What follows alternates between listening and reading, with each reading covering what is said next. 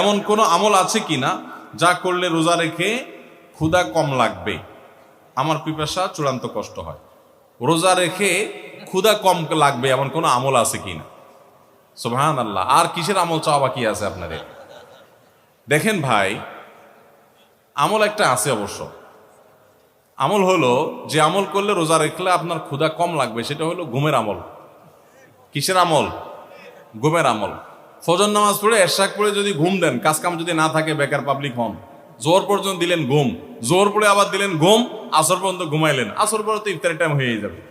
তাহলে এটা একটা সহজ আমল, যে আমলে বোঝা যায় যে আপনার ক্ষুধা অনুভব হবে না, কম লাগবে ইনশাআল্লাহ। এখন যদি এত পেট পাগল হন যে হুজুর ক্ষুধা চড়ে তো ঘুমিয়ে আসবে না, তাহলে আর কোনো ওষুধ নাই। ভাইরা আমার, আমরা চাই কি জানেন? আমরা চাই হলো আল্লাহ দুনিয়াতেও আমার দিবা টয়টম্বর, আখেরাতেও টয়টম্বর দিব। আমি কোনো কষ্ট করতে রাজি না, আমি কোনো গুনাহ থেকে বাঁচতে রাজি না, আমি জান্নাতও চাই, আমি সবই চাই। আপনি রোজা রেখে ক্ষুধার কষ্টটা একটু সহ্য করবেন, এর বিনিময়ে তো আপনি জান্নাত পাবেন। এখন আপনি চান না ক্ষুধার কষ্ট আমি সহ্য করব না, আবার জান্নাতও আমি চাবো। কেমন কথা ভাই?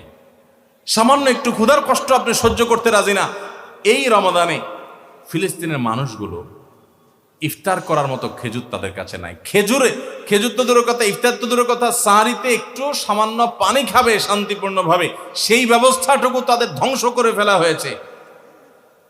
এরকম একটা সমাজে দাঁড়িয়ে সামান্য একটু রোজার সময় সাহারি ঠিকই খাবেন পেট ভরে, আপনি একটু কষ্ট হবে, সেই কষ্টটা পর্যন্ত সহ্য করতে রাজি না। আপনি কোন মুখে আল্লাহর কাছে জান্নাত আশা করবেন, দাবি করবেন? অনন্ত অসীমকালের সুখের ঠিকানা এই দুনিয়ার সমান 10 দুনিয়া কমপক্ষে, এর বেশিও হতে পারে, এরকম জান্নাত আল্লাহর কাছে আপনি ডিমান্ড করবেন, দোয়া করবেন, চাইবেন কোন মুখে? যে রোজার কষ্টটা আপনি সহ্য করতে রাজি না। আল্লাহর কাছে দোয়া করেন যে আল্লাহ আপনি আমাকে সবরের তৌফিক দান করুন।